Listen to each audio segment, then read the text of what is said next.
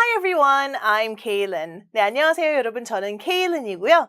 오늘은 제가 어떻게 해서 영어를 배우게 됐고 또 바이링구얼, 그러니까 한국어와 영어를 어떻게 잘 같이 하게 되었는지에 대한 이야기를 해드리도록 하겠습니다.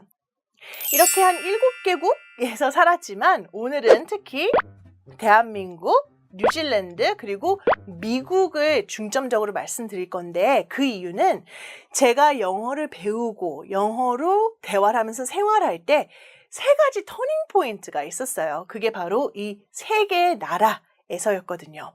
자, 그럼 뉴질랜드부터 시작을 해보도록 하겠습니다. 뉴질랜드에서 제가 초등학교를 처음 입학하게 됐어요. 영어 한자도 못했죠. 애플 정도 알았어요. 애플은 사과다. 요거는 배우고 갔는데 전혀 소통은 되지 않았죠. 그런데 학교 첫날부터 학교 마지막 날까지 제 머릿속에 남아있는 장면은 이 사진으로 잘 표현이 되는 것 같아요. 항상 선생님은 교실 중간 정도에 의자에 앉아 계셨고 저희 학생들은 이렇게 둘러 앉아서 책을 읽어주시면 책을 이렇게 보고 또 다른 수업 시간에는 선생님 말씀을 잘 듣고 질문이 있으면 이렇게 손을 들어서 물어보고 이랬던 장면이 굉장히 머릿속에 깊이 남아있거든요. 자, 이렇게 해서 뉴질랜드 초등학교를 다니면서 영어를 배웠죠. 근데 사실 제가 굉장히 좀 부끄러움을 많이 타고 또 친구들 사이에서도 이렇게 막 활동적으로 그렇게 하지는 못했어요. 영어를 못한다는 그런 것도 있었지만 어쨌거나 저는 굉장히 좀 성격이 샤이한 편이었거든요. 그래서 엄마가 그래 그럼 학교에서는 영어를 배우지만 어디선가에서는 영어를 써봐야 하잖아요. 그래서 다양한 활동을 통해서 과외 활동을 통해서 영어를 쓸 수 있는 방법들을 마련해 주셨어요. 발레를 한다든지 승마를 한다든지 바이올린을 한다든지 이렇게 다양한 활동을 통해서 거기서 또 만나는 친구들도 있고 또 그곳에서 선생님들도 계시잖아요. 영어를 할 수밖에 없는 그런 환경을 만들어 주신 거죠. 그러니까 여러분들도 우리나라에서 또 할 수 있는 과외 활동, 다양한 활동들이 있잖아요. 그런 거를 영어와 접목을 시키면 특히 아이가 좋아하는 것과 영어를 접목을 시키면 아이가 영어를 더 많이 쓸 수 있는 기회를 제공해 주시는 거죠. 여기에는 좀 고민이 들어가야 될 것 같아요. 우리 아이가 뭘 좋아하는지 어떤 거를 영어와 접목시켰을 때 영어에 거부감이 안 들지 그런 거는 어머니께서 좀 생각해 보시면 좋을 것 같습니다. 자, 이렇게 해서요. 제가 내린 결론은 어릴 때는 특히 영어는 놀이가 되어야 훨씬 더 빨리 늘고 재미있게 학습할 수 있다라는 거죠. 영어는 놀이가 아니면요, 스트레스가 될 수밖에 없어요. 그래서 아이가 즐겁게 영어 활동을 할 수 있는 방법들을 찾아주시면 되는데요.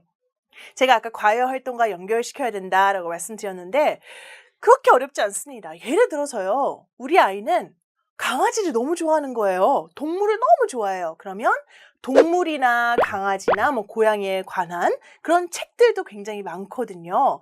그런 책들 위주로 먼저 시작을 한다든지 혹은 우리 아이는 자동차를 너무 좋아해. 공룡을 너무 좋아해. 그러면 그런 애니메이션들 중에 영어로만 돼 있는 것들이 있거든요. 그런 걸 찾아서 아이에게 영어는 어려운 게 아니야. 너가 좋아하는 자동차와 영어는 같이 할 수 있는 거야. 라는 인상을 주시면 되는 거죠. 자, 그 다음에 제 터닝 포인트가 되었던 곳은 바로 대한민국이에요. 네, 한국에서도 영어를 배울 수 있어요.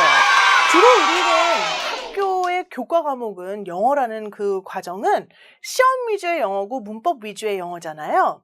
근데 저한테는 이게 굉장히 좋았어요. 왜냐하면 지금까지 배웠던 영어를 문법으로 정리를 해주고 이렇게 사용해야 맞는 거구나라는 거를 깨닫게 해줬거든요.